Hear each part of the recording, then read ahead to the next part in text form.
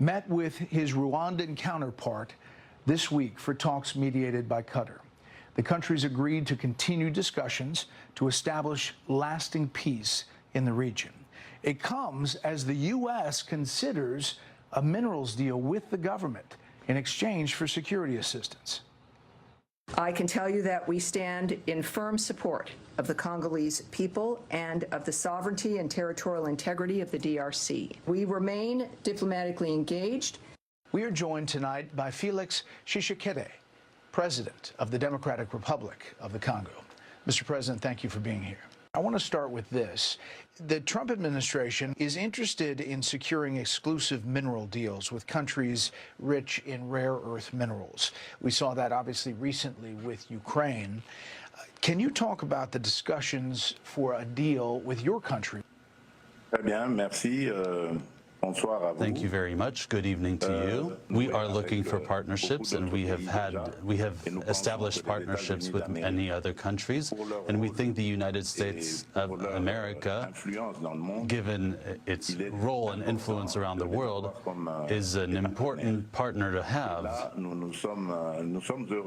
And we are very happy to see that with the Trump administration, things are moving a lot faster on both sides. Untapped deposits are worth an estimated $24 trillion.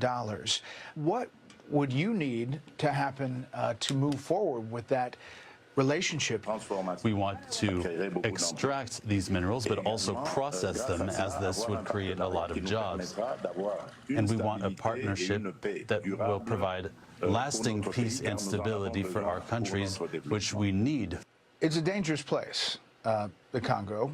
How would a U.S. company guarantee safety on the ground? We can build our defense and security capabilities. And I think that the U.S. is able to use either pressure or sanctions to make sure that armed groups who are in the DRC can be kept at bay. Mr. President, the United States has been concerned about China's influence in Africa, particularly in the DRC. How would you manage this relationship with Beijing while maintaining ties with the U.S. that you obviously want to expand? Nature abhors a vacuum, as the saying goes. It's not that China is waxing in Africa. It's more that America is waning in Africa, and we would be very happy to have our American friends here who used to be more present than China in the 70s and 80s. How do you think a minerals deal, if it comes to fruition, would benefit Americans?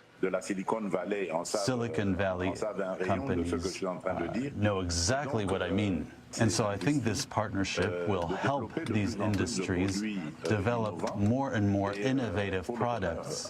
I want you to address, if you could, and talk about the fighting in eastern DRC, and how do you intend to resolve it? The DRC has a neighboring country called Rwanda, which about 30 years ago experienced a genocide. The international community at the time asked us to open our borders to receive droves of refugees who were fleeing the fighting and the massacres. And since then, unfortunately, this hellish situation that was in Rwanda at the time has seeped into the Democratic Republic of the Congo. That is why we insist on having sanctions. Last thing, Mr. President, it has been 50 years since one of the greatest sporting events involving U.S. athletes, the Rumble in the Jungle. It took place in your capital, Kinshasa. 1 billion people watched Muhammad Ali, expected to lose, defeat George Foreman in that fight. Can you talk about the legacy of that fight for your country and the United States? Yes, of course. We still remember this event really galvanized the people and had everybody's attention. They were training here, And every time they went somewhere, people knew about it. So we really experienced a boom thanks to that, this historic fight that really put our country on the map. We really have a lot to give. And all we ask is really for an opportunity to live in peace. Well, Mr. President, we appreciate the time, and we look forward to following all news out of the Congo and the DRC, and we'll follow this relationship with you and the U.S. Thank you very much, sir. Merci, Mr. Bayer. Thank you very much, Mr. Bear. Thank you.